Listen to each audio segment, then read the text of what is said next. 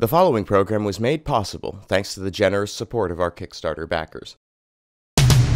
Well, first Holmes was born, then he got fat, bald, and tired. Sup, Holmes? Beware, your host, Jonathan Holmes.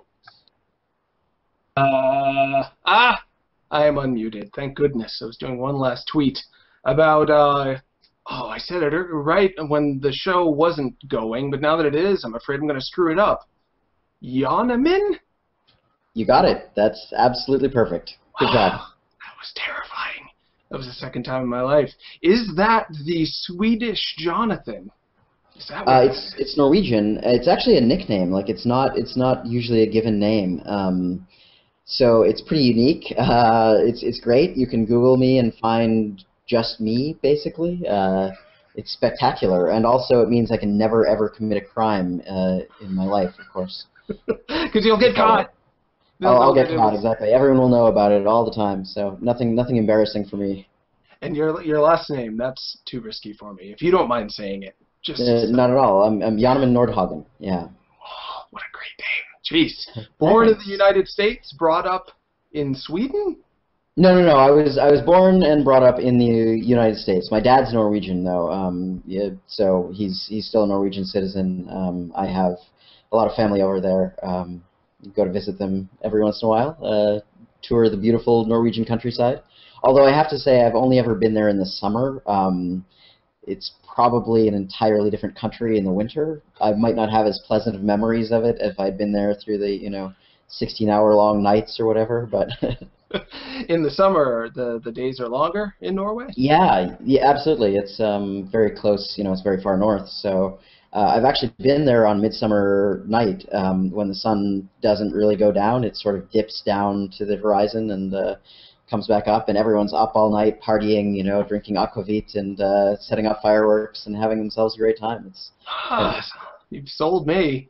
You certainly sold me. And your game development studio is called Dim Bulb Games, which is like that's right. A bulb that's on, but it was quite puzzling to me when I first heard the news that you were doing Dim Bulb Games, because you've worked on BioShock 2, you've worked on Gone Home. These are games that are known for having a lot of luminescence. They're bright.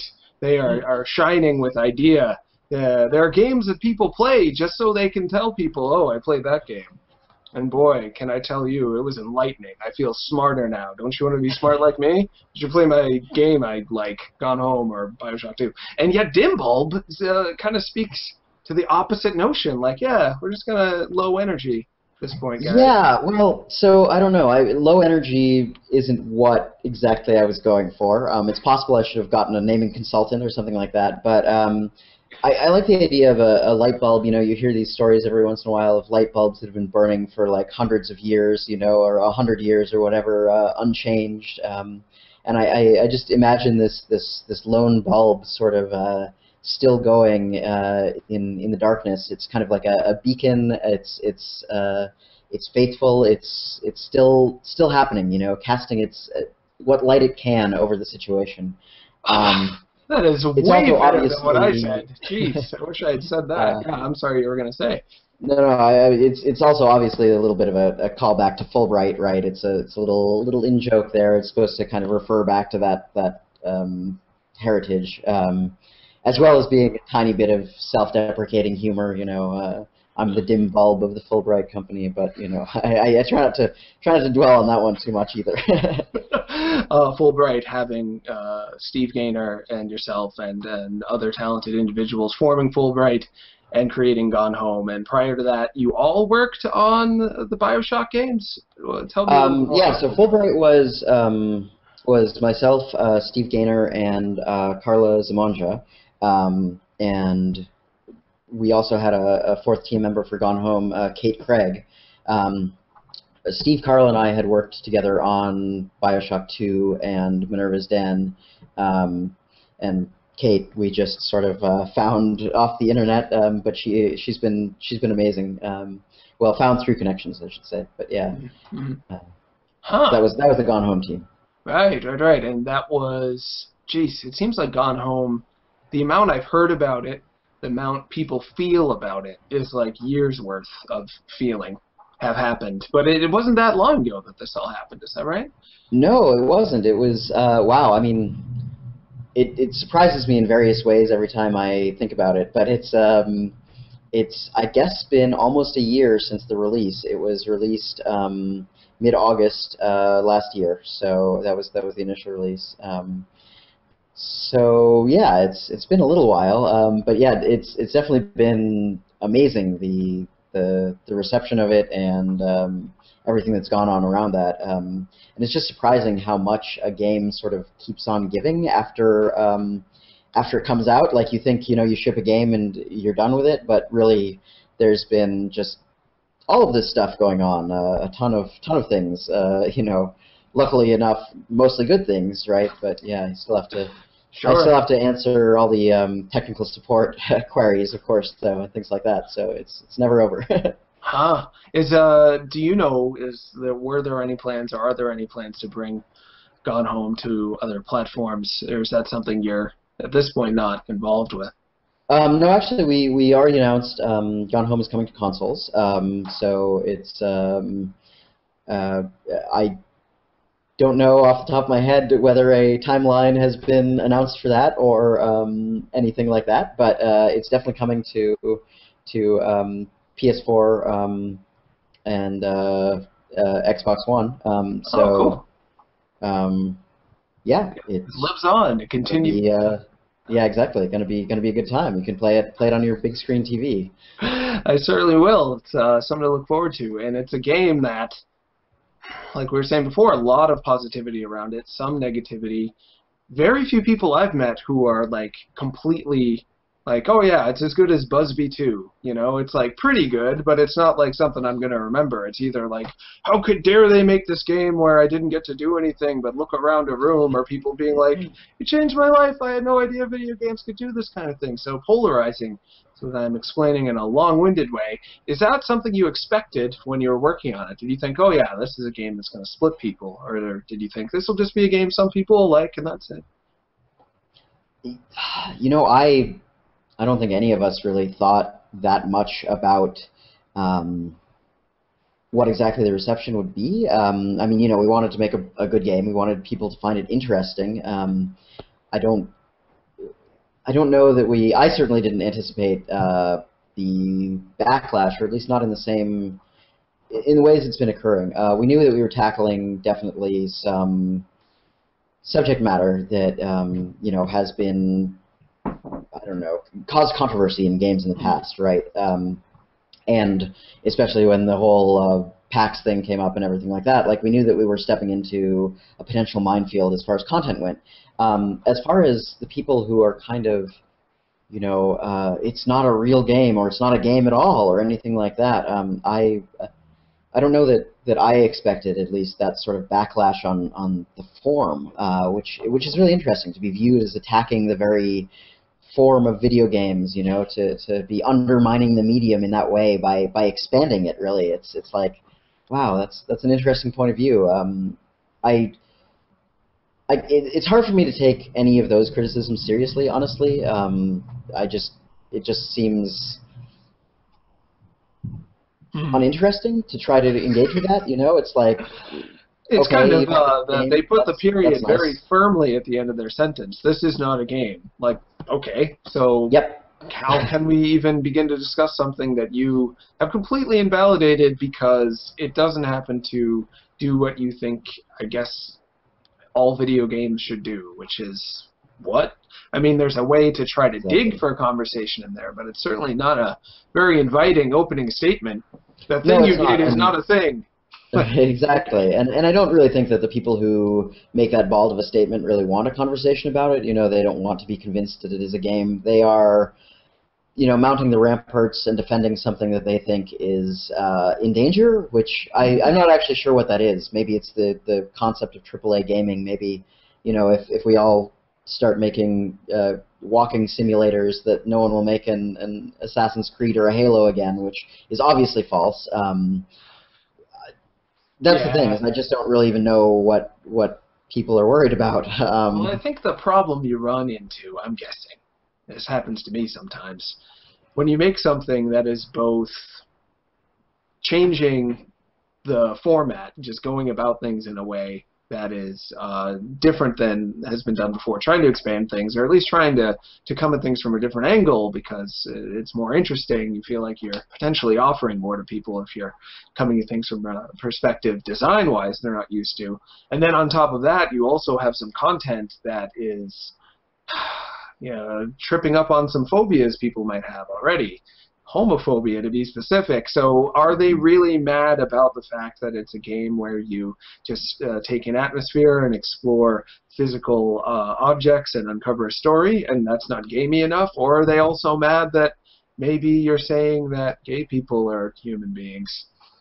Yeah, it's really hard to figure out what people are mad about exactly. And yeah, you're right that there is this always this option that someone doesn't like the content but knows that they will be called out for saying basically gay people are wrong, and so they find other ways to attack the game that says that, either saying it's not a real game, or there was a common one for a little while that was like, oh, you can finish this game in under a minute, so it's worthless, which again is spectacularly missing the point. But well, I mean, I can pick up a weight and then drop it and say workout done. I lifted it, exactly, and then I put it down, but I didn't actually get what's in there. I didn't get what was.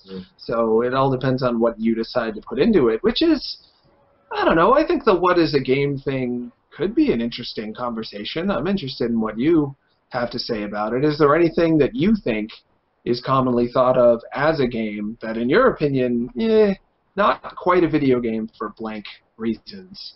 Oh, in reality, I really hate drawing labels like that. I hate making categorical statements about what is what and so on. I used to, I was a philosophy major, and during that time of my life, I used to have a lot of fun for me at least, with my friends by opening this discussion of like, what's a sandwich? Where do you draw the line between like, okay, so you've got something between two pieces of bread, that's a sandwich, but like, how about, is an open-faced sandwich a sandwich? And if you allow that, what about like a pita sandwich? And what's the difference between a pita sandwich and a taco? Or a pizza is a lot like an open-faced sandwich. Like, where do you stop talking about what exactly a sandwich is, right? And it can be a lot of fun to sort of just like play around with our ideas of these very rigid categories and say like, hey, look, it turns out that it's actually really hard to define something, even something that everyone thinks that they know instinctually what the definition is, right? You can always find edge cases and expand the definition until it's essentially meaningless, right? And I think the same is true of, sorry, this is a really long-winded way of I'm loving it. I'm totally dodging your question here, but yeah, I mean, I think if you tried to make a very rigid definition of games, it's always possible to find examples that straddle the line and either force you to expand your definition or toss out something that doesn't quite meet your criteria and thus exclude a game from being a game, right? And also, I'm not quite sure what the point is either. Like, it's like, maybe if you're someone deciding like what sort of software products go on Steam, like maybe you need to figure out what a game is. Except obviously you don't, because now they sell productivity software and like tools and things on Steam. So who cares? But I just don't understand what kind of person needs to know the strict definition of game. I mean, unless you're an asshole philosophy major like I was or something like that, right? And you're just. Well, I'm guessing it all ties back to this thing that's been very interesting for me to watch on the sidelines, sometimes painful, sometimes exciting, but always interesting, of people who like video games kind of deciding, all right, we're going to own this. And if something is a hardcore video game, like a thrusting, hard, penetrating game, very phallic terminology they use for that, we're going to be men who play video games, badass, and we're shooting a guy, and games are, they're legit and real now, and it's like a virtual manhood that they bought into. and makes them feel much better about themselves. A lot of guys, not all guys, of course, probably a pretty small percentage of people overall, but they're very vocal, which online. There was a time there, I was talking about it last week, if I said I like Nintendogs on my video game blog, Destructoid, I could expect 100 comments of saying, you should be fired because that's not a hardcore game, that's a puppy petting game, that's not real. And I'd be like, why is it so important to you that Nintendogs it's because they want to invalidate the thing that if it seeps into their masculine mystique that they've put onto video games of all things, that'll make them feel like they're associated with something that's less penetrating, hard. Oh yeah, I think that's absolutely. I mean, the masculinism angle. That's not a word. Is a really interesting one. I've seen for a long time. I mean, I think that when I was growing up, being a gamer was absolutely it was not a badge of pride, right? It was, we were pushed into lockers by the bullies at the school and everything like that, right? It wasn't something that you were proud of, and I think there was a reclaiming of that went on a little bit. There's definitely a thing where you got together with the other pasty folks who spent lunchtime at the library and banded together and said, you know what? Well, we've got this. We've colonized this territory, and this is ours.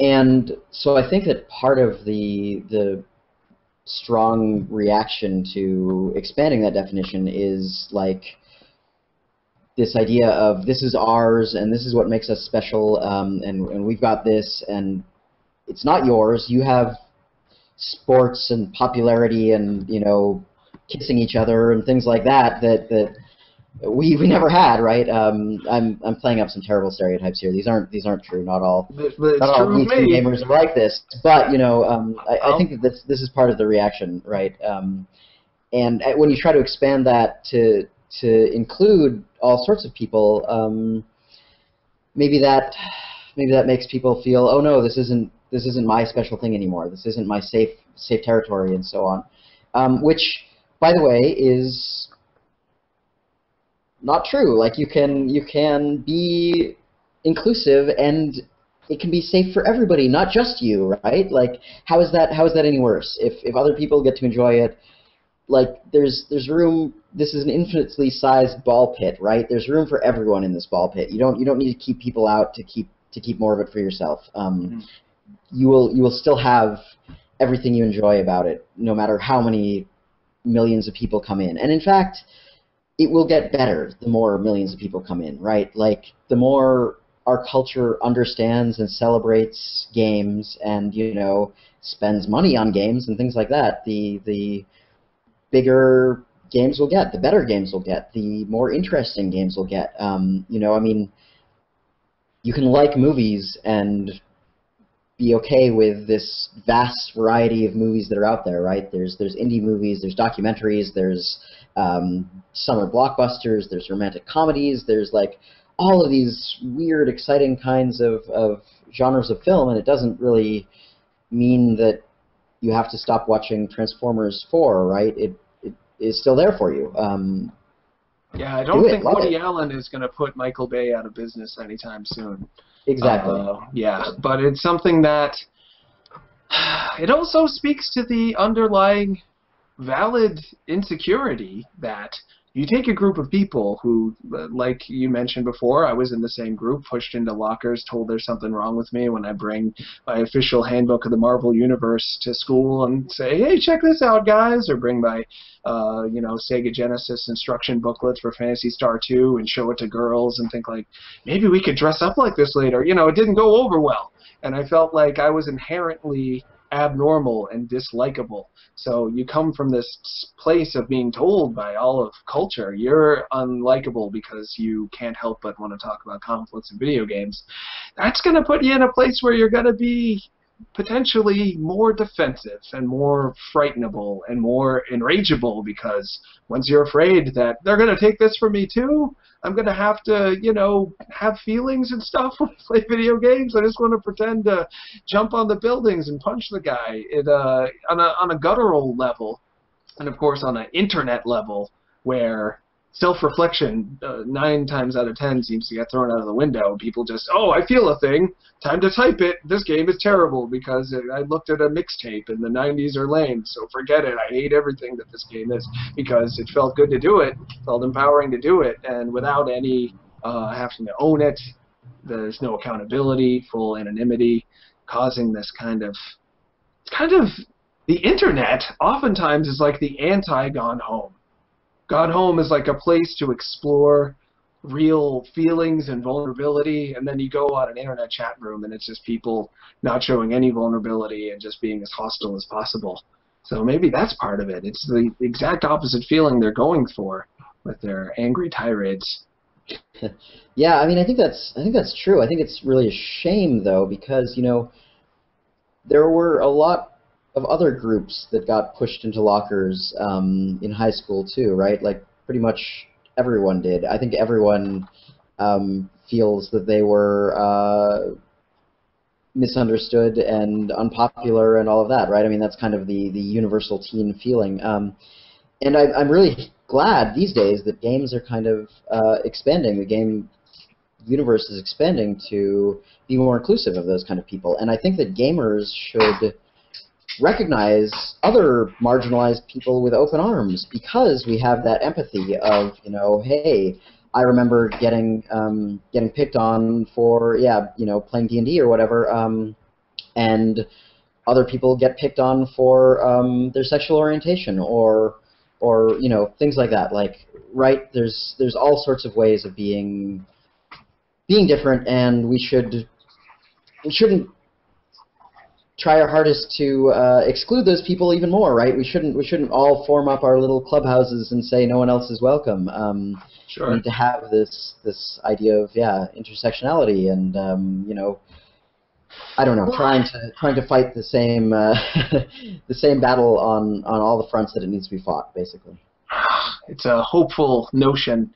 I'm sadly often brought back to my belief that a lot of people who get picked on think, oh, well, they were right for picking on me because there is something wrong with me. So if I can find a world where the standards are different and I decide that there's nothing wrong with me amongst my group, and we decide that everyone else is something wrong with them, then we get to be in charge. It's kind of like, it's sad, and it's going to sound, it's going to be hard to say this one without getting myself in trouble.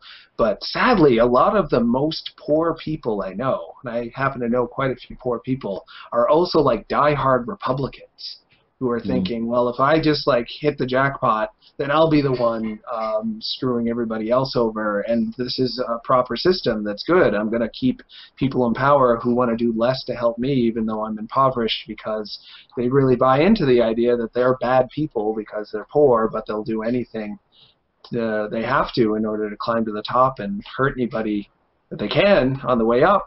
And as a result, they don't end up staying at jobs very fast because they're so mean. So yeah, it happens. Yeah, definitely. I mean, I don't want to turn this into a political podcast, right? Let's maybe not go there, but I think there's definitely some similarities in amongst these groups and these reactions and things like that. It's really, I don't know, it's sad to see, but I also think that it's changing. I think we're definitely seeing, as games broaden themselves and the game-making community especially broadens itself to include more and more people, like, games are becoming better for it. They're really becoming enriching, and I like to think that the backlash against that is sort of the last throes of the dying old guard or whatever, right? It's the death rattle of the status quo. We can hope so. There's certainly reason to think so. There are so many games today that people take pride in playing because they challenged them at some level. They didn't pander to what the developers guessed were the expectations. Oh, you're going to want to have so-and-so many kills per minute in order to enjoy this game. People setting up kill per minute game design docs. People rejecting that. That game company with Journey, of course, a huge hit, and then Austin Wintory being nominated for an Oscar for. It was amazing. So many little signs that people are feeling good about the idea of expanding what they're doing and not just going along with the party line, if you could put it that way. E3, people are really getting annoyed. There's a lot of just, as soon as E3's over, like, oh, can we quit with the decapitated heads already? Can we quit with just like the constant, like, either sex or violence? Like, we're capable of more than this. There's a place for that, like you were saying. There's always going to be the summer blockbuster games, but can we have a little, can we be shown the respect that we're capable of handling a spectrum, as opposed to just like, you know, the chunk of power fantasy games being this big and then the other games being shooed off to the corner. Hopefully we're getting there. Is that something that you've wanted for a while, or is it something that kind of hit you all of a sudden? You know, it is something that I wanted for a while. While I was still a AAA game developer, I actually became incredibly bored with AAA games. It was really hard to keep working on them at that point. Because the most exciting things that I was seeing were coming out of the nascent indie community at the time, which didn't really, like, it was not the community that it is these days, but, you know, and things like art games, as they were called at one point, which, again, is a label that I'm not a huge fan of, but... Me neither. Woof, you don't even know. Boy, that's another story for another time, but yes, I'm sorry, you were saying. No, and, you know, there was just a time when I played... The Graveyard and the Path by Tale of Tales, which were both really interesting games. Like, they were just so different than anything that had been done before, and I was just full of admiration for people who wanted to tackle that, right? Like, they were just so imaginative to even think about using this medium to do something like that. You know, it was really spectacular to see. I loved that stuff, and I mean, I still do. Like that, they're making really, really exciting stuff still. They're some of my favorite creators out there, and now they've been joined by hordes of other people doing the same sort of thing, saying like, hey, let's see what we can do with games. Let's ask the question of where games can go and what games can do. And I'm so glad that that's happening, because that's exactly where I was, you know, several years ago, was thinking, wow, you know, I'm a little bored with what's happened so far. Let's see where else we can push this thing. Let's explore, you know. That's fun. It's a feeling that a lot of people who got started with video games, playing them, I mean, 10, 20 years ago, just Pac-Man would give you that feeling. You'd be like, oh my god, I got to eat the dots? You don't have to, like, you know, move the dots with your hand. You use a controller to, like, make a guy go. It was incredible then, but at the stage of life that we're usually in by our late 20s, early 30s, it's not as exciting just to feel like, oh, I'm exploring a place to feel powerful, or I'm exploring a place that, you know, replicates something in real life, but I get to, like, do it in a risk-free environment. We're looking to be like, who are we as people, and what is this world we're in? Maybe we can find out about that through video games. That would be pretty neat. It's something that, trying to talk to somebody in an earlier stage of development, I mean, if you tried to tell me that when I was 15, I don't know how well that would have gone over. I don't know if you'd be able to pull me away from Doom and Chiller. I don't know if you played Chiller. I've never played Chiller. It's an arcade game with a crossbow, and you just shoot stuff that's gross, and that's it. Like, there's a guy getting his thumbs, like, screwed and broken. He's like, it hurts! And then you can shoot the screw things to make his thumbs get smushed, and then you get points for that, even though I think you also get points for rescuing him. It was such a, like, I can't believe they let me play this feeling at 15. Right. Like, yeah, well, I mean, you know, at 15 that feels very transgressive, right? Like, that's, you know, that's the age at which people are watching horror movies. I mean, you know, I still watch horror movies, but, you know, you're exploring the boundaries of these things. You're like, oh, what boundaries can I push? What can I see? And it's like, oh, gore is transgressive. Let's look at that, you know. Yeah, I don't know, stuff like that. And I think there's still a place for that, right? And there's still a place even in adult life for media that explores that, right? Like you can still find an appreciation for. I mean, maybe not Schiller. I don't know. It would be hard for me to find an appreciation for Schiller, but I mean, there's still things that you can explore in some media, or at least escape. I don't think escapism is always a bad thing. Like I think it's important to have pieces of media that you can kind of use for that purpose. But I also think it's important to recognize that that's the purpose you're using it for, and that that there's more than that out there, right? That you can use media to escape when you need to, or you can use media to actually challenge yourself and to grow as a person, to absolutely be better for it. Yeah. And you can start off with something as a power fantasy, and then divert from that and have it be a exploration of powerlessness and challenge whether you can cope with that. To open the doors to everything being allowed is absolutely the way to go. But it's a tough one for people to.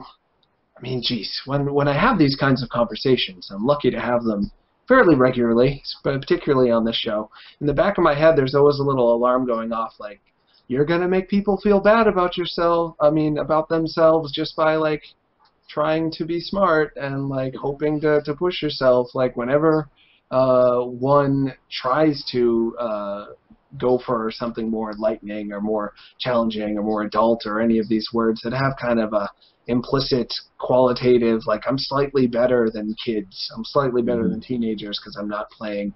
That's not what I'm intending to say, of course, but it's an undercurrent of a conversation that really, it shoots me in the foot all the time. I'll be trying to tell people like, oh, there's this really awesome game about just like being alive, you should check it out, and they're like, how smart do you think you are for saying that? I'm going to just keep on playing Mortal Kombat or whatever. And they'll be like, can I play Mortal Kombat with you? And they're like, no, you're a scrub. You're no good at it anyway. And I'm like, oh, that's totally backfired. So the challenge of trying to help people to enjoy more things and open up and see that there's more than you might have thought when you were a teenager, than I would have thought when I was a teenager. Trying to talk to people who are just younger than you, in a different place in development than you, and without seeming like an old, crotchety, pretentious dad who's like, play some meaningful video games, son. It's very hard for me anyway, to appeal to them a lot of the time, as hard as I may try. Yeah, I mean, I think it is also important to avoid, patronizing people. Like, you can't. It's very hard to say this way of spending your time is better than that way of spending your time, or anything like that. I think it's much easier and better to maybe say something like, there are different ways of spending your time, right? There are we have options, and wouldn't it be nice if we had more options, right? Like, trust me, I like what you're doing. It works for me perfectly. This is the problem I run into. I think we run into this problem together, so I'm like, kibitzing, I think the Yiddish term is, with you about this. I will say stuff like that, and people will be like, and they're so smart, it's usually teenagers, they'll be like, I know how adults talk. That's what you say when you're trying to tell me that what I'm doing is stupid. I'm on to you. Get away from me. Give it to me straight. And then I'll be like, oh, so I should be like blunt and harsh and, kind of speaking the language of someone who isn't trying to be nuanced and isn't trying to be delicate and isn't trying to be sensitive. Just like bluntly say, that game is dumb. If you play it for 8 hours a day, you're basically wasting your life away. Does that work better? Sometimes it does. When I'm coming down hard on someone who plays way too much Angry Birds or something, they'll like wake up a little bit, but not always. It's hard to know what's going to work best for every human being you're talking to. Yeah, well, I don't know. I mean, I guess I don't feel like I have necessarily an obligation to, and I think it's kind of dangerous to slip towards the idea of needing to fix people or needing to change people, and needing to say, you aren't playing Gone Home, instead you're playing, I don't know, Assassin's Creed or whatever, like that's something that's wrong and we should correct that about you. Like I don't ever want to get to that point. I actually was having a a Twitter discussion a few weeks ago about, I don't know if you saw it, there was a bit of a thing that someone wrote an article about young adult fiction, and basically saying young adult fiction is juvenile and people shouldn't be reading it. You should be reading better things instead, and that's something that I don't know, I argued about a lot, because I think that there can be value in all sorts of media, right? I think that just because a book is written for teens or tweens or whatever young adult fiction is written for, doesn't mean it's lacking in value, right? And in a lot of cases, it might be smarter than, you know, so-called adult fiction or whatever, right? I mean, is it really possible to say that I don't know, C.S. Lewis or something is worse than Tom Clancy, right? Like I don't know. Here I am making value judgments left and right? But it's still it's difficult to say like X is always better than Y, and people who consume X are worse people than people who consume Y or whatever. You know, I just don't want to go down that path at all. What I would really like is just for there to be this recognition that there's no like finite amount of space in the games world, right? Like Gone Home can coexist and does happily coexist with you know, all the shooters that are out there with Halo and everything like that. You know, just the fact that Gone Home was produced does not remove anything from the conversation. All it does is add. It's purely better for everyone. There's one more option. You never have to play Gone Home. You never have to read Dostoevsky. You know, you never have to do these things, but let them exist, right? Like, just don't. Why try and fight against them being there? They're just expanding the world. They're making your hobby a better one. So your opinion is that every opinion about video games, every preference, every different type of compatibility you have is worthwhile, potentially. Yeah? Oh man, a blanket statement like that. I feel like you're setting some kind of trap for me here, but no, I would never do that. It's because that's how I bring it up, because I recently said that thing. Because I believe that with a video game, it is about your compatibility with the interactive thing that you're getting to mess around with. It's doing stuff, you're doing stuff back. It's a relationship you have with a video game like you would with a person. And ideally, the people who are making the video games are making stuff that's a little extension of themselves. I talk about this like almost every week because I think about it all the time. And I was saying that to someone online, and they're like, yeah, but you know, some video games are just better than others, though. And some people are better at talking about it than others, and some people shouldn't get to write about video games, meaning you, because you're not as good at them as a guy who's been playing Dota for the past 2 years or something and really understands the...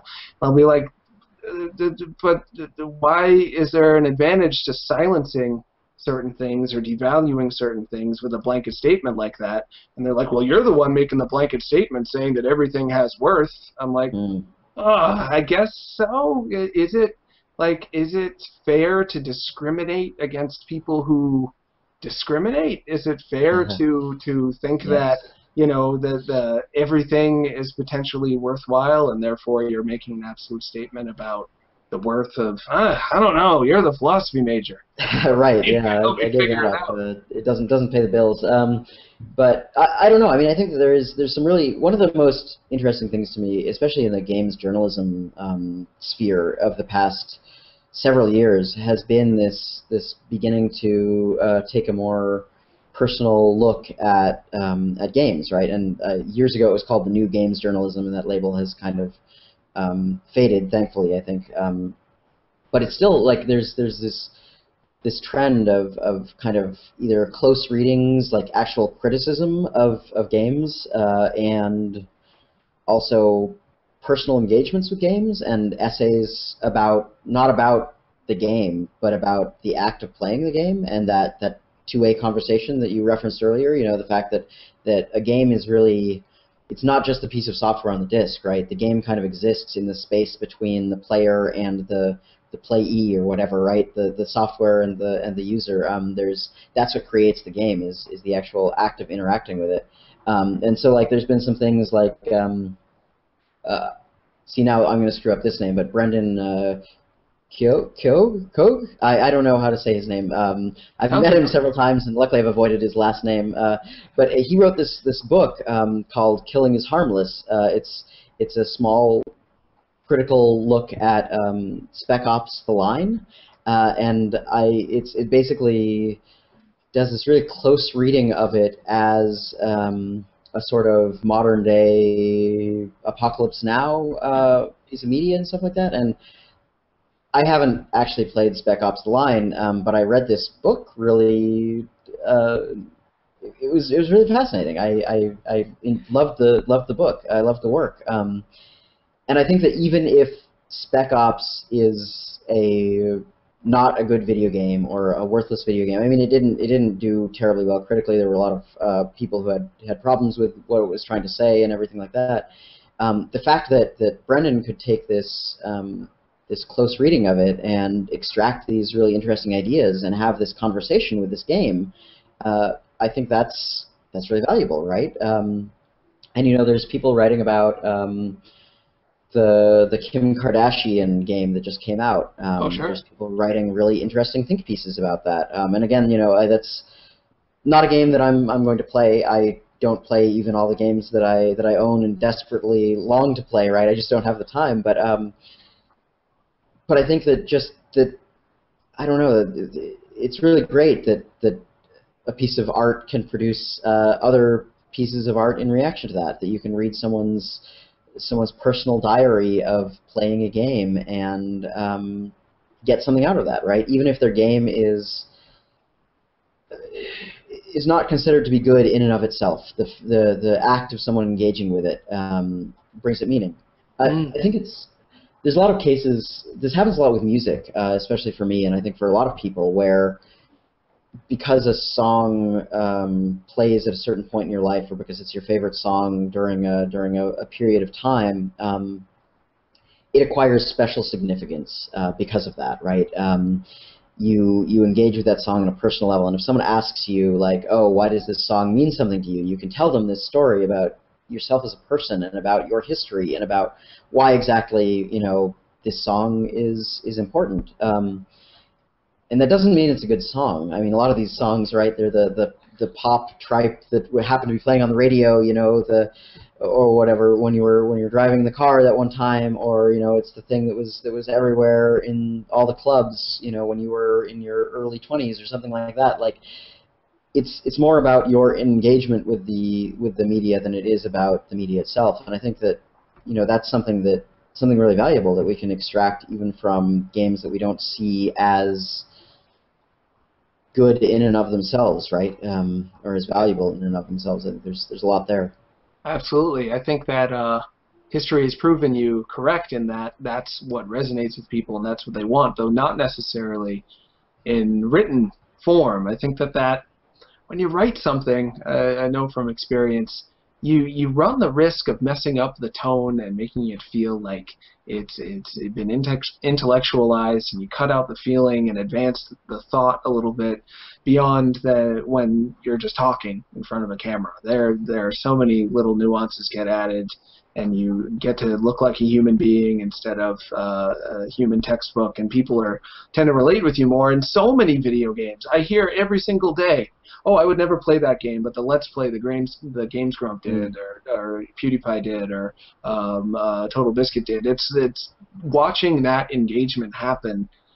Seeing that relationship is more interesting than the game itself a lot of the time for people. And what you were saying before about how whether we like a song, whether we like a game, has so much to do about where we're at in our lives and what resonates there. I hope that that's the tack that people continue to take and give us that full context when they're making videos and writing about it. Not so much game developers, though.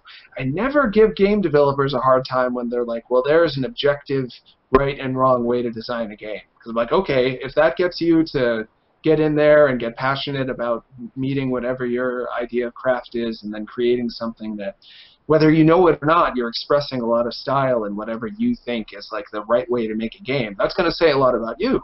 That's exciting. So I never, game developers sometimes get on my case when I'm like, every kind of game is good. They're like, no, it's not. I'm like, okay, you think that. That's good. But when people are writing about games and analyzing them, I'd love for them to let me know what it is about them as a person, the time in their life, the things they're going through in the larger experience of their life, and how that made the game a better fit for who they are in that moment. And maybe next year, I mean, they say games don't age well, but the games stay the same. It's us who age and change, and our standards and our interests aren't the same anymore. I've been saying that one off and on for a little while. Some people get really mad at me and say, no, the game sucks now. I've been the same person for the past 20 years. It's Doom that got uglier. I'm like, I don't think so. And yet, speaking of which, I've been goofing up this show terrible. I apologize. I've been so excited to talk to you. Running out of breath even, that I didn't even get into your background. People are going to want to know. How did the guy who worked on BioShock 2 and then took this huge risk with a small amount of people, gave up the, I hope, lucrative business of AAA development and took this gigantic risk on a game about exploring a house and getting to know people? Who is this man who did this thing, and how did he become who he is? I assume you alluded a little bit before that you played video games from an early age. What games did you like growing up? Yeah, so let's see. I was lucky enough to have a computer early on. My uncle gave our family a Mac Plus when I was very young. Mac Plus was like one of the very first Macintoshes. I think it was maybe the second model or something like that. So it was this little black and white thing, ridiculous. But that was probably my first real home gaming experience, was getting a lot of shareware and things like that on this tiny little machine. And of course, the classic Mac games of the era, the original SimCity was out at that time, and what else was there? Dark Castle? Like, I think Dark Castle was on there. Black and white, your little guy. Maybe, yeah. I don't know if I ever played that one. But I don't know. There were a bunch of. I played A-Train. A lot of those simulation type games. And then just a lot of shareware discs tossed around. Shuffle Puck Cafe, that springs to mind for some reason. That's a random old game. And then at some point, I actually got given an old, again by the same uncle, I got given this old handoff PC that was, it was several years old at the time. It was it had what was called a Hercules graphics adapter, which was black and orange on the screen. It wasn't even black and white. It was two-tone, but it was shades of orange. And I took that machine and I upgraded it. I learned how to really screw up the insides of a PC from an early age, and then I started buying my own computer games, which was really great. I got things like the most formative one probably was called Starflight, and it was this space exploration game. The really fascinating thing about it was that it was procedurally generated. So it fit on a floppy disk, but it had like thousands of galaxies in it, each with their own planets, and each of these planets you could land on and explore the entire surface of, and it all had like this placement of minerals and other resources and aliens and ruins and artifacts and like all this stuff that it was this gigantic universe. It just really promised so much, and I think that's kind of where I begin to see the promise of video games, like where this could go in the future. Is like playing this game, you only felt like you were dipping your toe into this gigantic ocean, right? Every time, like you'd go explore these galaxies, but there was always more to find. There's no way you could even within a lifetime find every piece of everything on all of the surfaces of all of these planets. And this fit on an old, floppy disk, a 3.5-inch floppy disk, right? So it's like, I don't know, it was really impressive to me, that sort of feat. And the game I loved as well. It was really good. Why isn't that the most popular game ever made? Right? Yeah. It was really neat. It was a good game. Yeah, I've never heard of it before. It's doing so many of the things that people are touting today as this, and they are incredible things to do today with games like No Man's Sky and whatnot. But Starflight, and it was on for Windows. Yeah, it was pre-Windows. Yeah, it was a DOS game when I played it. It turned into the Star Control series, which more people have heard of than Starflight, I feel like. But I think Star Control was a follow-up to that, and Star Control 2. And then it turned into actually like a whole genre. I believe that may have been the beginning. Well, actually, that plus Elite was sort of a path that games took for a little while. Space exploration games. Sure. Elite was another good one, like another one of those early ones where, like, if you tell people the sort of things you could do in the original Elite, like at the time, that's kind of unbelievable. Like it was a huge universe with all of these missions and galaxies and enemies and all of this stuff that existed somehow before we figured out how to even draw things on a computer screen or whatever. Barely figured that out, right? It's just an amazing thing. Yeah, I've got a big book about Elite somewhere lying around in my basement. It's got like a yellow robot bird on it, and it's like a purple background. It's really... I wanted to master Elite, and that desire to master it and that willingness to accept infinite possibilities and absolutely no reason to think I was ever going to be able to figure it out. But at the age I was at, the more I'm talking to you, the more I'm thinking the best way to be in life is like a 10-year-old and an 80-year-old at the same time. Because a 10-year-old doesn't think, oh, well, this isn't a game. A 10-year-old doesn't think, well, I'm going to remain comfortable with what I've already mastered and not be seeking infinite challenge that I may never be able to do. A 10-year-old thinks, well, I can't do anything right anyway. So everything's equally hard, so I'm just going to try everything really and look at my successes every time I try and give myself a lot of credit and keep going. I mean, a well-adjusted 10-year-old, of course. And that's how I approached Elite. And I would have, if you gave me Elite today, I would pre-give up. I'd probably be like, I don't have the time. I'm never going to be able to, figure out how to... Because that was a game for people who don't know, if I remember correctly, it was like vector-based graphics or like lines, and you're flying from planet, and the planets looked really cool. They would like swirl, and you had to like deliver things, but there was a huge star map, and you might just get hijacked by some jerks, and it was hard to pilot, and I loved it. I played it for hours and hours, but it was really much more daunting than I think a lot of people would be willing to put up with today. Yeah, but it's amazing the things we would as you were saying, like when you're a kid, you don't recognize that, right? You just try and master it, and I think that there's this value in these sort of unfiltered views you have as a kid. Because I remember I had an NES also. Like that was my only console growing up. Is I had an NES like every kid at that era did, and then never a console again until the GameCube actually. But anyway, I had an NES and I had games for it. Only very few games because they were very expensive and I had to buy them with my own money. But I didn't really draw that many distinctions between like I owned Bayou Billy, for example, and I owned this terrible Square Enix game called King's Knight that was awful looking back on it.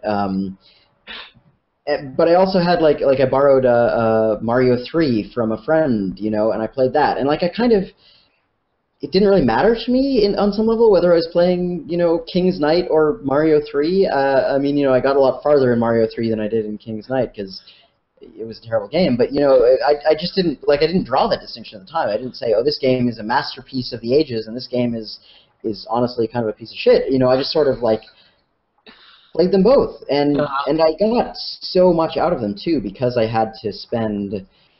because I got one game maybe 2 games a year or something like that, right? It was not, I did not have a big game collection at all. Like I milked those for all they were worth. I played the original Mario Brothers, that came with the console so many times. I started making up like new stories about who Mario and Luigi were and everything like that, and doing this whole thing because I don't know, I was still having fun with it. I was a kid. Why not?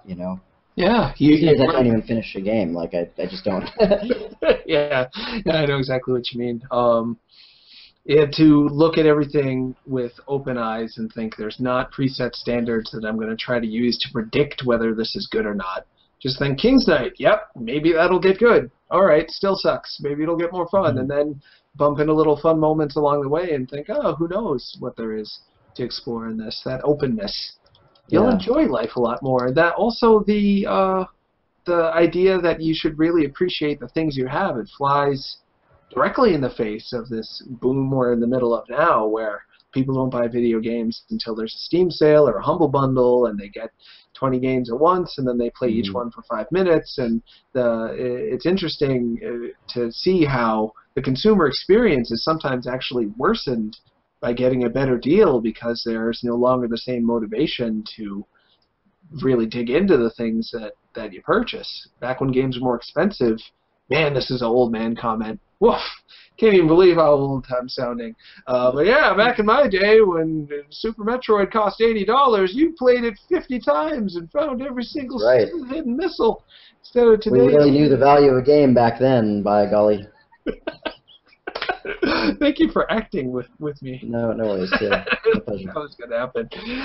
So sounds like you, from the start, were the kind of person who, this is quite, it's uncommon for most of the conversations I have in life, but luckily on this show, it comes up quite a bit. The people who are willing to take the kind of risks that you've taken to dig into the unknown that you have, to challenge themselves and take a chance on yourself the way you have. You were doing that from a pretty early age, just hoping to rebuild this expensive computer and make it work, and spending the $80 or so that you had to. I mean, who knows how much other stuff you could have bought instead of Buy You Billy, but you went for it because you wanted to see what was in there, and you stuck with it. So was that the kind of thinking that carried you forward to, well, here's where I'm guessing.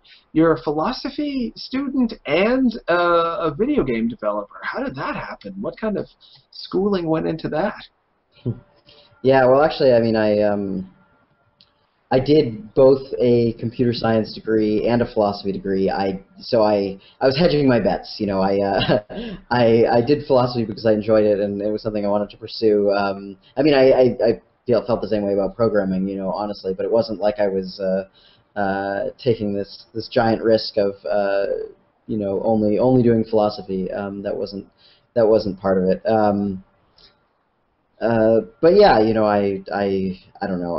I had a fairly normal experience, I feel like, or whatever that means. I don't know, a standard one of going to college and getting a degree and graduating and trying to get a job, and it turned out that what I wanted to work in was video games, and video games are difficult to actually get it, or at the time, video games were difficult to get a job in. The only thing available was AAA development work, and it was this catch-22 where they only wanted to hire experienced developers, so if you had no experience, it was very hard to get it, etc., and so on.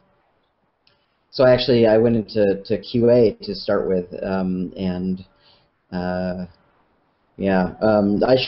should stop and just recognize how incredibly lucky I've been. I mean, I was fortunate enough to be able to have a college education, for example, and to have a family that would support me when I wanted to be a philosophy major and things like that, right? And I was privileged enough to be able to choose to go into games development and choose to work in QA for as long as it took, right, to get hired, to claw my way up the ladder, which worked out obviously well.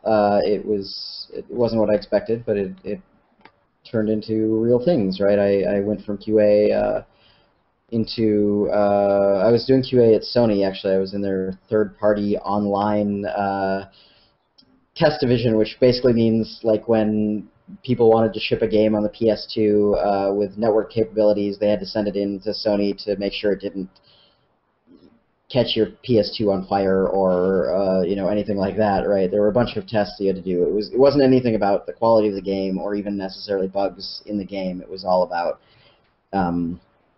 could you have a really destructive experience, with this game. Basically, did this software work? Did it not do anything horrible? Huh. And Just so I want to make sure I'm understanding it because it's so interesting. Go ahead, yeah. So you had to make sure that software wouldn't make things catch on fire? So that is a very extreme example. Like, But we didn't.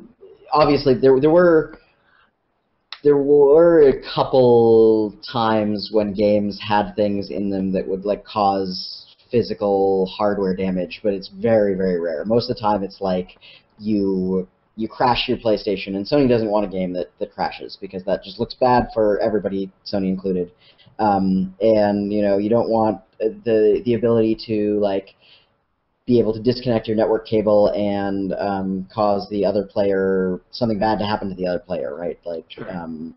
There's various things like this. You need to be able to eject the disc in the middle of playing your game and have it do the right thing. Not necessarily keep playing the game, obviously, but at least not fail gracefully. It was all about basically giving the consumer a baseline quality experience, right? Like if you bought a PS2 and you tried to play games on it, you knew that you were fairly safe. It was Right. At the time it was a lot easier than playing a PC game, right? Because you buy a PC game and who knows what kind of stuff you need to do to make that work and to actually have a valuable experience on the PC.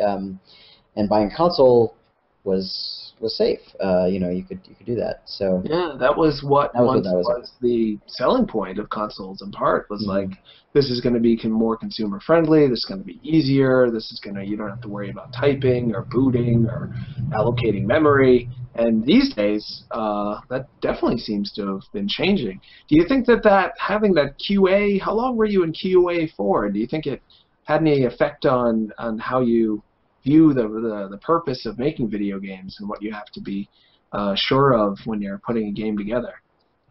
Yeah, I actually wasn't in QA for all of that long. I think it was probably about a year total between being I was a line tester, and then I got promoted to lead, and then I left for greener pastures shortly thereafter. But it was it definitely contributed a lot to the way I look at games and the way I design software and things like that. I mean, once you know common bugs and you know how to look for bugs in software, like, you get a lot more conscious about introducing those into software you're writing.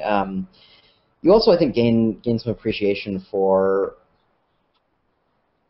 I don't know, the people who will be playing the game and that sort of experience. Because in QA, it's not as bad. What I was doing, we would get basically a new title every week or every 10 days, every 2 weeks, something like that, and we'd have this one game in front of us for a week, let's say, to play it thoroughly and test it and all these things. And even a week of playing a video game, 40 hours a week or more during crunch time, solid, that's a lot of time playing that game, right? Yeah.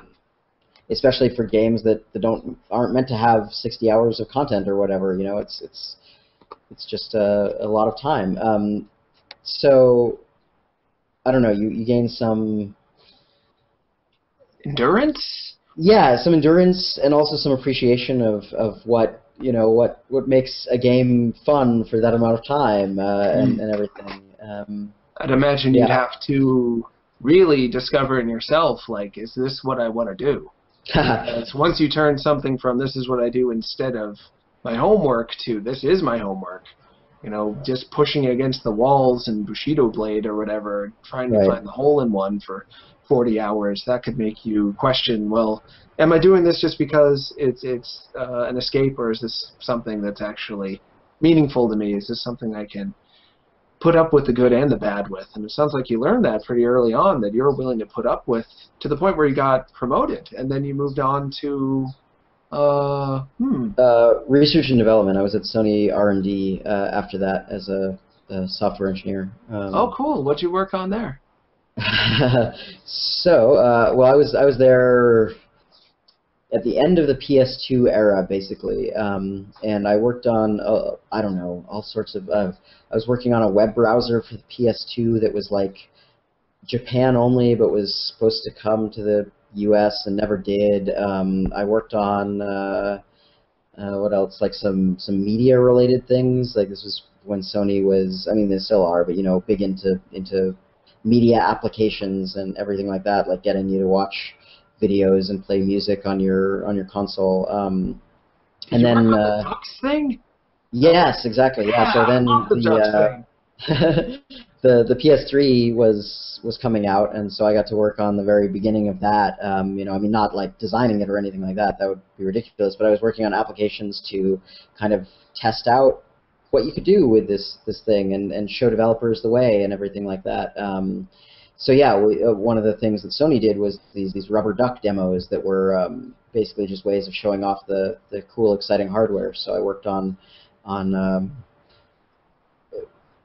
the PS3 was the first was the only the cell processor. It was the Sony's new exciting way of making a processor. It had all these features that were really cool, actually, from a hardware design perspective and a programming perspective. It had all of this stuff to do that was unlike any other processor before. But it also meant that people didn't necessarily know what the strengths of it were and or how to use those strengths. And so we came up with some ways to sort of try and show that off, one of which was this massively multiplayer duck world. I think we actually called it Duck World at one point, but basically it was just it was supposed to be a million ducks at the same time, like being simulated on these Cell Blade servers, and you could log onto it with your PS3 and control the ducks, and it had like realistic water physics, and the ducks bobbing and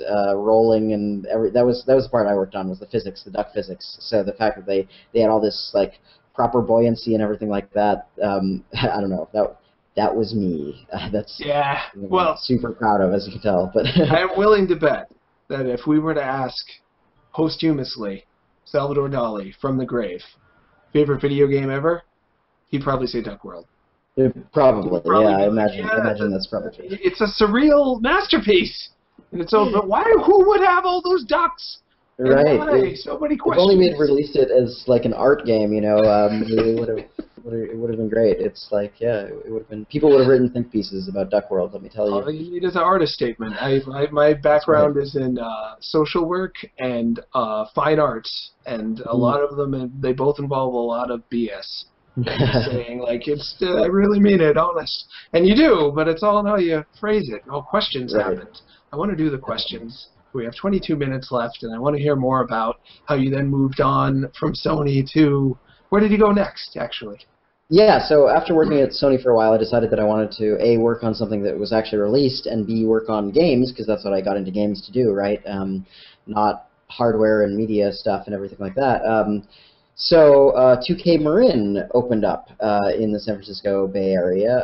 It was founded by people from Irrational Games, and it was kind of the West Coast branch of Irrational in a way. And they were looking for people who had PS3 experience, and I said, hey, guess what? That's me. So I got hired to work on the PS3 port of BioShock, and that was a fairly straightforward project. It was we had this game that existed. It was BioShock. It was successful and amazing and everything like that, and people liked it. And we took it and we made it work on a PlayStation, which I mean, it had a lot of technical challenges, but it wasn't like it was a new game or anything like that, right? It wasn't making a game from scratch. It was taking a game and putting it onto a platform, and so that was really interesting. I'm glad I did it. It was a great team, but it still wasn't exactly working on games that I wanted to do, right? But luckily, at the same time, 2K Marin was also developing BioShock 2, so it was like pre-production while we were working on the PS3 port, and then it got into full production after that. And so I moved from BioShock PS3 to BioShock 2, and instead of being a tech programmer, I became a gameplay programmer and did some UI programming and things like that, like a whole variety of things, really. But I finally got to work on game mechanics and see how, work with designers and work with artists and kind of get involved in actually making something from scratch, seeing something go from not a game there at all to being a game. And that was also amazing. Like BioShock and was that 2, a whole new engine, or did it borrow from the BioShock 1? No. Yeah, it was actually, because it was basically like a close following sequel. Like, it was supposed to come out, I don't know, a year or a year and a half after BioShock 1. We used the same engine, I think a lot of the same assets. Some of them were redone and polished and everything like that. But it was basically trying to be as easy to make as possible, which was also a good lesson to learn. It's really neat to see that you can take this engine, because the BioShock engine was ancient, right? BioShock took several years to make, and even before that, it was that engine was used for previous Irrational games and things. So it was old, and we took this old technology and we used it just fine to make BioShock 2, and it came together really well. We knew how to use it. Everyone was an expert in this engine, which was great. And how did it feel to have your first game as a gameplay programmer of an experienced engineer be the sequel to like one of the most critically acclaimed games of the time? We talked with Scott Lagresta on the show a few years ago now, who also worked on BioShock 2, and every time I talk to someone who worked on BioShock 2, like, my heart gets like a little smaller and I get scared inside for them. Like, how did it feel to the amount of expectation put upon BioShock 2? People like hated it because they were mad from the start that it was even trying to follow up BioShock, the true BioShock. Diehards, of course, feeling that way. How did it feel to have your first experience be something so loaded with expectation? Yeah, I mean, it was definitely interesting. I feel like I definitely felt some of that. I was lucky, I guess, maybe, in that since I was a gameplay programmer, programmers in general are sort of insulated from the creative pressures that come with making a game, right? I mean, in the AAA world, there's a whole lot of specialization that goes on a game team, right? You're working with 60 to 100 people, right? And everyone has their own particular little niche that they work in. We kind of had we joked that we had like a left-hand programmer and a right-hand programmer for BioShock, right? Because the left hands were plasmids and the right hands were weapons, and so like we had a programmer for each of those hands, like working on the game. And so like it's not like I had to worry about making BioShock 2 as good as its predecessor, right? Like that just wasn't my problem. Like my problem was making the UI look nice and making some plasmids work correctly and some tonics, and everything like that. It was never anything more than that. So most of that pressure was on the creative director Jordan Thomas, and of course the entire leads team, the entire creative team at 2K. Alyssa Finley, the producer there, and everything like that. All those people had to worry the most about that. But from my perspective, it was also, I mean, I cared a lot about that game doing well. I wanted people to like it, and I felt it felt very interesting coming, from nothing to BioShock, the BioShock series, the critically acclaimed BioShock series. It was I felt really lucky to be doing, and I was really lucky to be able to do that, to have that be my transition. I know a lot of people who had to work on licensed games for a long time before they got to tackle even any AAA game, let alone a critically acclaimed franchise entry or whatever. But I don't know. It's surprising because it felt really, despite the fact that I didn't have any creative stake in it necessarily. It felt very personal when BioShock 2 came out, and I was reading, Metacritic user reviews and things like that of people saying nasty things about the game or whatever. It was a thing. Yeah, and of course some people swear by it. Some people say BioShock 2 definitely deserves more respect, and it sold hopefully well enough. It certainly didn't kill the franchise or anything. No, not at all. Yeah. Yeah, it had its share of fans. A lot of people liked, actually. A lot of people I've heard just say, I like the way BioShock 2 feels. Like, the story didn't surprise me as much, but I love the feeling of it. They love the online. I think that the mechanics are kind of strictly superior to the original BioShock. Like, I think that, we took... and this is part of the privilege of being able to build on something that already exists, right? Is you can take the mistakes made and correct them, right? You can see the holes, and you have the luxury of patching those holes rather than having to build an entirely new edifice from scratch, right? Like, it's this isn't to say anything bad about the original BioShock, but yeah, I do think that the mechanics in BioShock 2, the moment-to-moment gameplay mechanics were undoubtedly improved.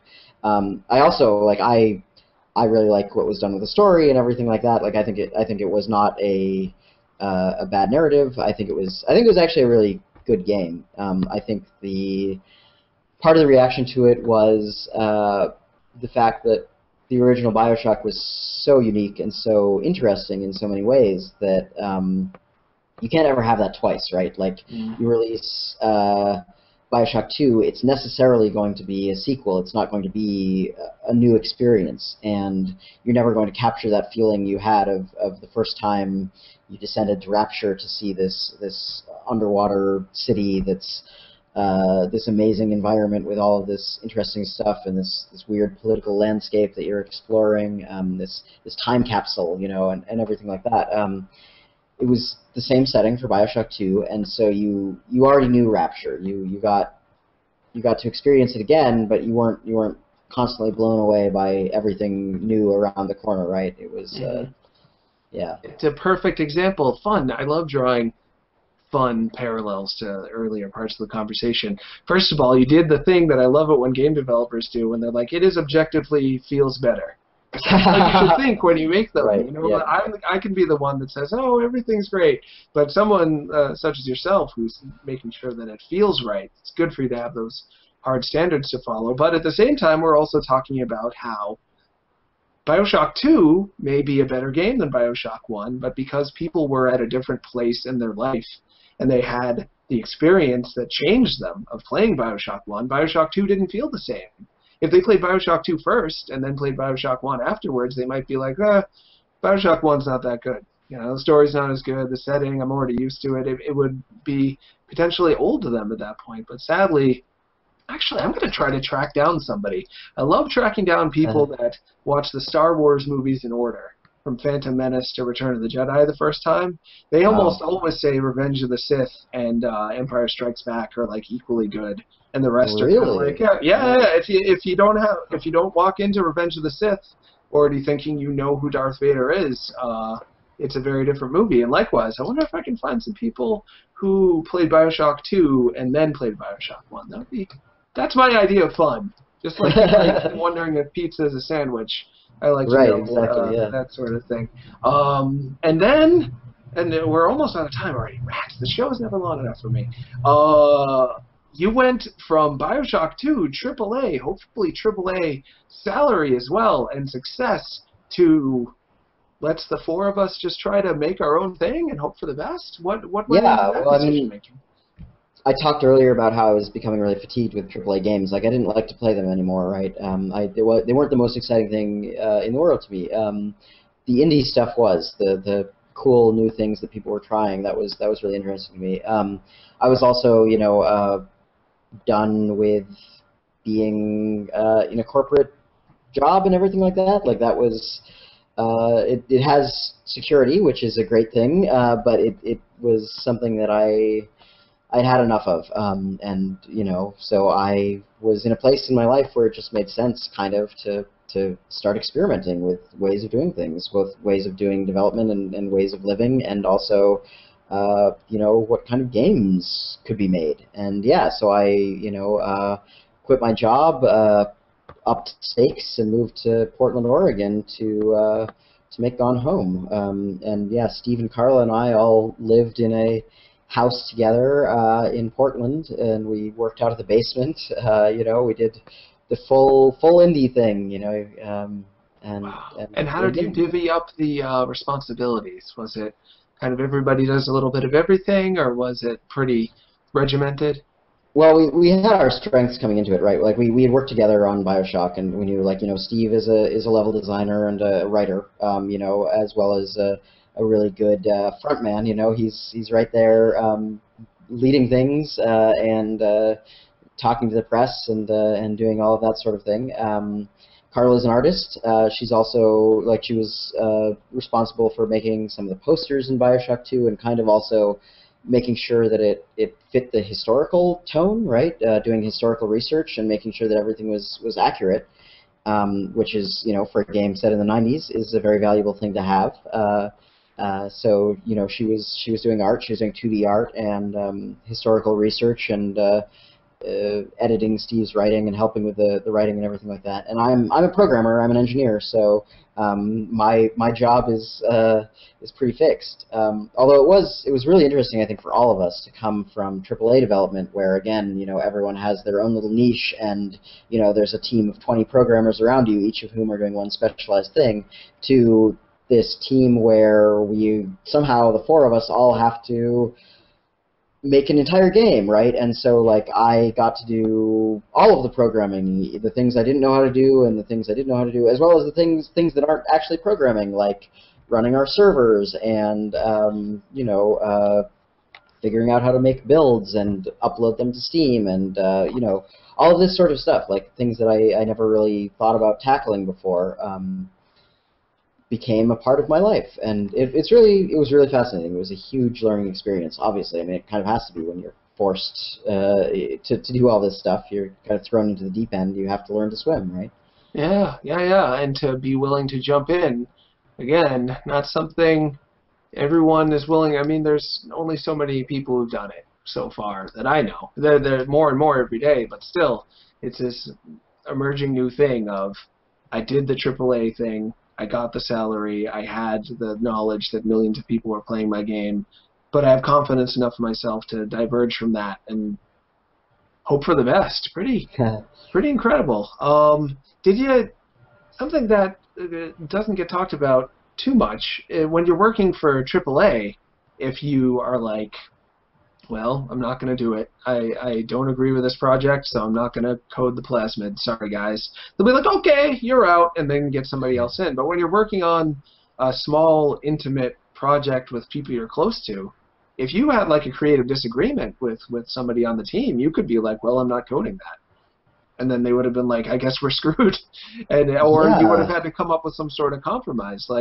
We can't get the military to all just go on strike so we can stop all the dumb wars the country is doing. But yeah, we can, when we're in a small team, decide to just not do it. And then you, in a way, where it's just as powerful as anybody else on the team, having that ability to stop it if you wanted to. Yeah, I guess that's true. I mean, I don't think that's ever anything. I never even thought about, using the nuclear option or whatever. But it's all about developing a game is all about constantly making compromises, right? And working on a small team, especially more so, right? You kind of always have to be having this dialogue of what's important, why, what are your thoughts, and why, and sometimes flat out arguing about why you think something is the right thing to do and why it's not, right? And these arguments can be very friendly arguments, and sometimes they can become a bit more heated or whatever, but it's, at the end, you all know that you're trying to, that's a good thing about being on this small team, right, is you all quit your jobs together, you're all living in a basement together, right, or we didn't live in the basement, we're all working in a basement together, right, we're all committed to this thing, there's no one here who's just here collecting a paycheck, right, there's very few of that in AAA too, but it it is a thing where like you don't necessarily care about the end product when you're making a AAA game. You're collecting a salary, right? You're coming into the office every day and you're doing a job that you're supposed to do. It's not your life on the line, right? Your savings on the line when you're looking at this. Sure. So yeah, you kind of you make it work, right? You find compromises, and ideally, before you form a team like this, before you do something like this, you know at least somewhat that you've got these the ability to work well together, right? You know that you can come to these compromises, that you don't have such vast poles of opinion that it's going to be a problem to make something. Sure.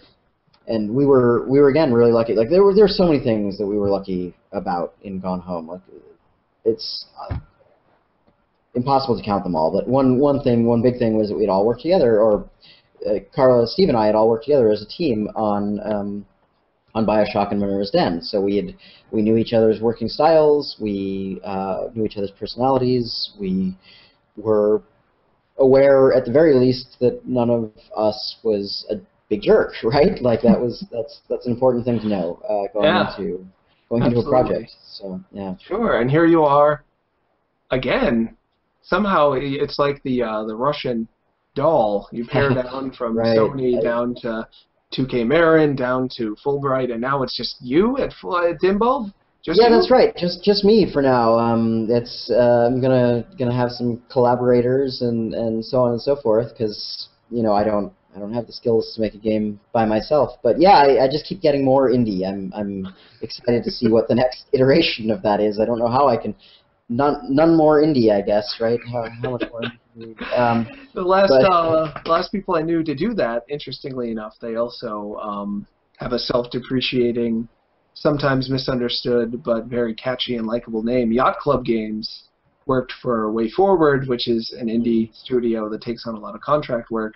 Just two or three of them split off and did Shovel Knight, which is done very well. But that was a hard thing for them to do as well, to go from indie to even indier and even riskier, and if it weren't for the Kickstarter, they might have, had to go back to work. So is that, I wonder if that's what you'll do, Kickstarter. That might be a good way to start the kick. To kick, to start something up, that's how you do it. You get a good kick, right? Yeah, usually. Yeah, I don't know. I mean, it'll be interesting to evaluate all my options here. I just have to keep mentioning how incredibly fortunate I am, because like I did come from Gone Home, right, and everything like that. I've got a lot more press attention, than I would if I was just some guy starting up a studio in his bedroom, right, in San Francisco. I also, have the money that I made from Gone Home, to help me make a new game, right, and everything like that. Like I'm a lot more fortunate than a lot of other people in indie games are.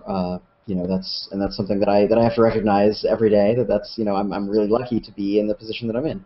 Well, it's a wonderful thing to recognize, but from my side of the screen, it's easy for me to think, well, you're the one who took all the risks. You're the one that put in the work. You're the one who had the passion and applied your passion, and your attitude towards video games and the people who play them is so open and so giving that it makes me very optimistic for what you're going to do next. And thanks. Expect success. That's my guess. My guess is success. Thank you. I wish I were nearly as confident as you were. Well, yeah. It is easier on this side of the screen. Be like, oh, yeah, that talented guy will do good. Yeah, easy for me to say. We did get some questions, and we don't have that much time left. Maybe Sinistar, speaking of people could just use the nuclear option. He could decide at any time, no more Holmes, and I'd be screwed. He's way more important than people give him credit for. Beware! He could do that the entire show. Wow, there's nothing exactly. He could do that nonstop, and there's nothing I could do to stop him. He is the true master of ceremonies here. But hopefully he'll let us go on maybe a couple of extra minutes, because I am a jerk and I didn't get to these questions earlier. Hammett Shreds, which is an amazing name. I assume that refers to the great Kirk Hammett. Maybe that is Kirk Hammett from Metallica. I bet he'd love Going Home. It's very dubbed me. Seems right up his alley. Yeah. Yeah, maybe it's him. The inspiration for the 90s setting in Gone Home, I believe he means, was obviously rooted in nostalgia. I love the 90s, exclamation point. What are some nods and props that didn't get the cut, or did you only thought of after release? In talking with the rest of Fullbright, was there stuff after you had done Gone Home that you thought, oh, if only we had stuffed more Beanie Babies or Teletubbies or Furbies in there or something? You know, we talked about Pogs for a while, and I don't know whether Pogs didn't make the cut just because it was too much 90s or whether it was some other reason, but you know, I'm trying to think of anything that we're regretful of not putting in there. I don't think so. You know, the game is pretty 90s. Like, I feel it's 90s, and you know, that's the other thing is, like, it's not, this is all Carla. It's not just superficially 90s. Like, it's really easy to say, like, oh yeah, Nirvana, Beanie Babies, there you go, 90s, right? But it's also like she took like Sears catalogs from the 90s and looked through them to find furniture that you would have in a house in the 90s, right? Like, something that you don't necessarily notice. Like, no one thinks, or very few people maybe think, like, oh, that couch is so 90s, right? And yet it is. Like, it's a real 90s couch. All the furniture is authentic 90s furniture, right? And all of the experience, it's a fully immersed 90s experience, which is great. I didn't. Here's a secret about me. People say that Gone Home is a 90s game, and I always stare blankly at them. I'm like, it is? I thought that's just normal stuff. I thought everyone just has that. Like, I still have all my 90s stuff laying around my house, so it's, like, timeless to me. I think of it as a game about, like, getting to know someone through the things they collected, which you could do in my house if you wanted. And in that way, it's kind of the active physical power fantasy. It's the fantasy of getting to passively exude power and take in information. It's such a neat game you made. Oh, sorry, man. Thanks. Oh, no problem. John Sergson, asks, how do you think the platform of Steam can improve to accommodate games like Gone Home? Wow, wow, that's a loaded question. Well, so, I mean, Steam, in a lot of ways, is really good for games like Gone Home already, because it's not. I don't know if you're familiar at all with the way that AAA retailing works or things like that, but if you go into a GameStop or whatever, the shelves up front, and I think maybe all of the shelves these days, are paid for. They're bought and paid for by publishers. Like, you don't get shelf placement for being a good game. You get shelf placement because money changed hands, right? And so, essentially, like, small developers are basically unable to even be represented in a GameStop or any other game store like that.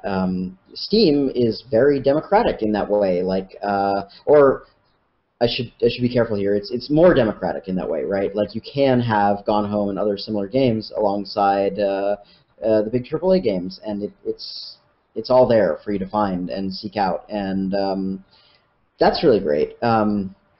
It is also still the case that, like, Steam has a gatekeeping system, right? They do for a little while longer, where some games get on Steam and some games don't get on Steam, and historically getting on Steam has been kind of a golden ticket. So there are lots of games that don't get fairly represented on Steam. I don't think there's a Twine game on Steam, for example. I'm not sure, but there may be. But if so, I don't know about it.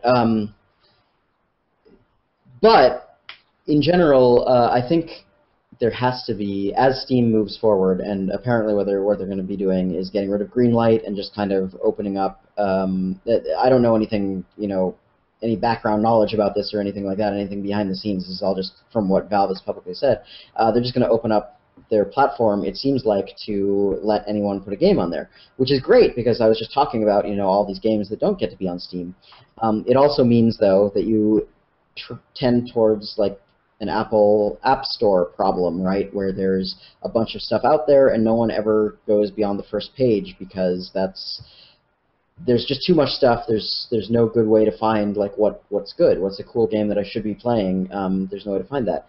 And so I really think that the best thing that Steam can do is have some really great form of curation for games, right? It doesn't have to be Valve deciding which games get published and which games don't, but there has to be some way to discover new and exciting games in a good way. And I think that also, like, Valve has a ton of power, right? They have a ton of power in this industry because they have this platform, Steam. They also have a bunch of money, as everyone knows. Like, they've just got all of the money, basically, right? I think that Valve should use their power for good, let's say, to promote lesser-known games. Like, I really think that it might, like, a Twine game probably wouldn't sell as much as some other games, but you know what? If Valve can totally afford to take, one day a week or something like that to promote indie games and games that haven't been getting attention and games that are just interesting, not perfect, but have something to say that you don't normally see in games. They could do that, and they may not make as much money as they would otherwise, but they're still, again, making all of the money. So that, I think, would actually be really interesting to see, is something where you get the games. Because, again, Gone Home, like, we had a lot of press attention even just going into our Steam launch and everything like that. Like, we had won awards, or at least been nominated for awards, and we had stuff going on. We are luckier than most indie games, and we're especially luckier than most very personal games that people are making, like in Twine and in RPG Maker and stuff like that, like the sort of games that people make to express something intensely personal about themselves. I would love to see Valve do something to make those games at least more visible, if not entirely commercially viable, right? I think that would be great. I suddenly had a flash of the Zarek grant, which was something that Peter Laird, co-creator of the Teenage Mutant Ninja Turtles, used to do. I think it was $5,000 every year he would give out to someone to just make their own self-published comic book about whatever you want, and you'd have to apply. But it was a way for comic books at a time. They were really constricted. People thought, oh, it's just power fantasies. How many veins and how many lines and how much screaming can you draw with Wolverine and Cable and blah, blah, blah. And he's like, no, I'm going to give somebody $5,000 to do a comic book about what it's like to be homeless. That'll be good. And it was, to me, amazing. Like, he made more positive change for comics at that time, whether he knows it or not, than he'll probably ever know or get credit for. And Valve could do something very similar. How awesome would that be if they gave Porpentine, probably couldn't be 5,000, have to be closer to 20, to just make a game. And then... Right, absolutely, yeah. Sure. And then... I'm sorry. Yeah, and I think that giving, $20,000 to Porpentine, I'd vote for that, but... I also think that one of the big problems in indie games these days that everyone's talking about is visibility, right? And that's something that Valve can do without necessarily giving away giant wads of cash. Like they have the platform where they can start shouting from the rooftops, "Hey, this is some good stuff. You should check this out. This is interesting," or whatever. And I think that's what that would be a good thing for them to do. Maybe even more valuable to do that than to just start with the money. Hard to say what's more valuable these days. Yeah, I don't know. I'd like to see them do both, honestly. Why not? Hey, as long as we're dreaming. Absolutely. All right, Rats, still 2 questions. I'm sorry, you guys. Elias Games asks, what do you think about early access Kickstarter boom? The early access Kickstarter boom we've seen recently. What are your thoughts on unfinished Kickstarters and E/A games? I don't know what that E/A. Early access, probably. Oh, yeah, good thinking. Yeah. There have been some unfinished Kickstarters. The Yogcast did a $500,000, I think they got for their Kickstarter. The game just never happened. A lot have sadly not come through. I don't know if you have any thoughts on that. Yeah, that's a difficult problem because, again, like I want to see all of these fringe creators and all these people who aren't part of the traditional game development world be supported. And that means things like Kickstarter and Patreon and what's the other one I'm blanking on right now? Anyway, all of these all sort of crowdfunding things. Right, yeah, things like that. There's lots of stuff out there that you can do to help these creators, and that's awesome. That's amazing. That's really great. There's also the case where, like you see a game Kickstarter and people give it lots of money and it doesn't go anywhere, and that's sad. But the same thing, like honestly, publishers lose a ton of money every year because they give it to games that don't go anywhere also. Like AAA games have the same problem. It's really hard to make a game, it turns out. So, I think a bigger concern is maybe,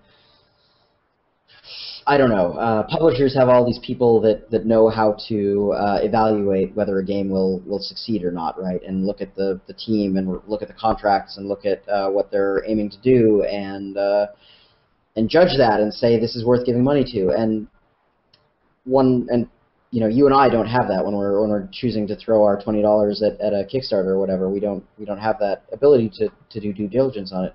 But on the other hand, like the fact that publishers do that means that that's kind of what leads to getting more of the same all of the time, right? Is like publishers are unwilling to take risks because they're saying, well, look, it's not the case that a point-and-click adventure game about a surreal Kentucky landscape has ever done well before, so we're not sure that we're going to give you a lot of money to make that. And whereas I hear that and I'm like, wow, let me find my wallet. Like that's something that I would love to see more of. I want people to take risks. I want people to explore the fringes of games, and I also want people to take risks personally. Like one thing publishers would look at is like, have you ever made a game before? And if you haven't, that's a huge red flag, right? No one's going to give you money to make a game if you haven't made a game before. And that's terrible because we get the same people making games. So I also would love to see people who've never made a game before say, I want to make a game about my experiences. And again, I'll throw money at you. So I don't know what the right answer there is. Like I don't want people on Kickstarter or any other crowdfunding site to become more risk averse. I want them to keep taking risks, but at the same time, I don't want people to lose money on something that is a scam or is just not ever going to ship. And some of these things I look at myself, like when I put on my developer goggles when I see a Kickstarter come out, and I say, okay, this is a really ambitious project for $20,000. I'm really not sure that will enable you to make this game. And the fact that you're only asking for $20,000 with this huge scope makes me think that you don't understand the risk here, and so I don't think I'm going to give you my money. Sorry, sort of thing. Yeah. So many different ways to look at it. Developer goggles, game enthusiast goggles, anti-publishers having all the control goggles. Of course, there's a place for big publishers, but you're wanting to open people's idea to the fact that you can take risks and take control over what games get made. We don't want to step on that either. Why can't there be a perfect answer? Wouldn't life be great if we had all the problems solved and there was no ambivalence or ambiguity? It would be so boring. It's good that there's self-contradiction and problems all the time. I love it. Let's keep doing it. Jesse Bowell? Please, Jesse, send me an email. Tell me how to say your name right. Jesse won Mario Kart 8 a couple weeks ago, so he's on this very show for his game development idea about older people fighting someone who wants to abuse them. It's pretty interesting. Anyway, he says, having created such a polarizing game, do you find the press, both positive and negative, to be inspiring, distracting, or both? Wow. For the most part, inspiring, I guess. Like, I would never want to create something. There's this Oscar Wilde quote, right? Like, the only thing worse than being talked about behind your back is not being talked about behind your back, right? I'd never want to create something that was so uninteresting that people just sort of went meh and didn't have a discussion about it. I think it's really great that there are all these discussions, that go on, that we poked a hornet's nest in some ways, right? That we spawned all sorts of talk about what is a game and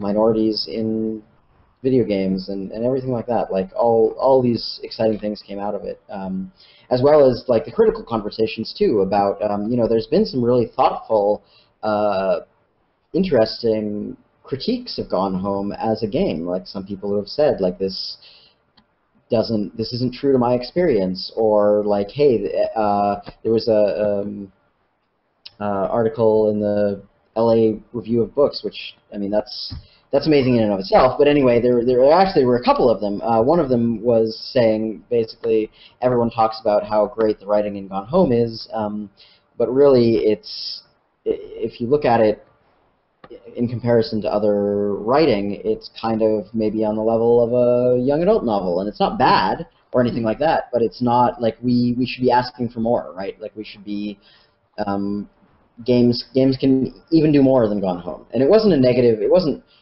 a wholly negative article. Like it recognized the value of the game and everything like that, and it had positive things to say, but it was also like, hey, before you go saying this is the greatest piece of video game writing ever, like just think about what this means and so on. Yeah, but it's a valid point that I never get sick of hearing for some reason, that video game consumers are often so willing to accept writing that they wouldn't accept another medium because they get to interact with it. They feel like, oh, it must be great because I feel great when I play it, but sorry, Metal Gear Solid 1. You've got some great characters, but in terms of writing, sometimes not the most sophisticated, incredible story ever told about the human experience. It's kind of a schlocky, made-for sci-fi TV, cornball action story. Yep. Yeah, sorry, Kojima. But, but it feels great when you play it, and you can recognize why that is and not attribute it all to the writing. Just because the writing is first and foremost, that's not exactly everything that made that game great. Same with Gone Home. If Gone Home felt different, if it looked different, the writing maybe wouldn't have been as resonant, wouldn't have hit quite as hard if it didn't come together as such a solid package the way that it did. Yeah, definitely. I think it's important to realize that games are packages, right? Like there's a whole lot of work that goes into making a game, and a whole lot of different things have to come together. Like, I mean, you need writing to be great, you need art to be great, you need sound to be great, and then, it needs to feel great to actually interact with it and do that. It's just, there's a lot of problems that you need to solve to make a game. Why do you want to solve all these problems? Right? I don't know. I think that's something easy like writing novels, right? Well, I'm glad that you did, and we are way over time, and I appreciate you staying. Some people would have just cut out. I think Jane Jensen. Do you know Jane Jensen? She did Gabriel Knight. Yeah, I know. I know her name. Yeah. She was like, I'm going to give you 45 minutes. I was like, okay, I'll try. But she actually stayed for the whole show. She was super. We do... I'm sorry, go ahead. No, I was just going to say it was a pleasure talking for this long. Thanks for making an engaging conversation. And I do have to, if you want to stick around for it, you don't have to, no pressure, it'll be quick. Somebody won this $35 of Nintendo bucks that Nintendo, I asked them if they could be on the show, and they're like, no, we can't, because we're a giant corporation, and if somebody says something slightly wrong, then Miyamoto will fire me. That's not exactly what they said, but they were like, we'll give you some crap. So they sent me Nintendo bucks and Mario Kart 8 to give away on the show, just to be nice. Great. Yeah, it's weird. I hope someone wins those 35 Nintendo bucks. That sounds... Somebody won them, and they won them by pitching a game. So their game, the person who won it is called Doctor Who's Phallic Screwdriver. And his idea for a game, he kind of just read my mind. He or she just kind of read my mind because it's almost unfair. This is the kind of game I talk about how I won all the time. I've actually had this idea for a game myself, but they didn't know that because I've never talked about it. So the game is virtually an enemy simulator. So they say you would, and I'm sorry, I forgot to mention that this game pitch had to be about just interacting with a living thing on the other side of the screen instead of playing as a character. It's like Nintendogs, where you're not in the game, you're on your side of the screen rubbing something else. So this is like interactive simulation of the relationship. And the game, you have to load in all of the things you hate the most about people and all the things you hate about the way people look and talk and think and do, and the game would then create your least favorite person, and your goal is to somehow get along with them and like them. And it's called the Kurt Locker instead of the Hurt Locker, because the Hurt Locker like hurts, but you're talking to a jerk named Kurt who you can't stand. So let's say, you know, you're a diehard right-wing Republican, it would like code a left-wing Democrat for you. You have to get along with them. You're a Satanist, you'd have to get along with the Pope, blah, blah, blah. Could be a lot of fun. Good idea. Yeah, that would actually be. I Who. like it a lot. That's sort of one of these empathy development games, right? Like, Yeah, I suppose so. You get to learn something about someone else, right? that's awesome. Even if it's virtually, it's a safe place to kind of screw around with that and see how it feels to deal with someone who you think you hate, but maybe you don't. Would that be hard to code? You might know about that sort of thing. Yeah, that would be pretty hard to code. Sorry. That's okay. Maybe Valve will give them $1 million grant. They'll get it done. Never know. That would be nice. It was so nice talking with you. Where can people follow you on Twitter and what you're going to do next and that sort of thing? Yeah, so you can follow my company at Dimbulb Games on Twitter. We also have a Facebook page, so you can do that. If you want to, it's also dimbulbgames.com, which there's nothing there yet, but it's coming soon, I promise. You can follow me personally, if you'd like, at Johnnemann. The challenge there is figuring out how to spell my name, which is difficult. I'm going to warn you right now. But there's a J and too many N's. Johnnenmann. So you can follow me on Twitter at Johnnemann, that's where to keep. That's the best place, honestly, to keep in touch with me is Twitter, both for the company and for me. I'm a big Twitter junkie. Yeah, me too. I think I'm only following Dimbulbs, and I'll be following you after the show for sure. I'm at Tronauts on Twitter. You can read things I'm doing on Destructoid if you want. It's been really interesting over there lately. Let me tell you, boy. Woof, I've had some surprises. I've been there for 7 years and still get surprised every day. Also, this show, you can listen to it later on Libsyn and iTunes.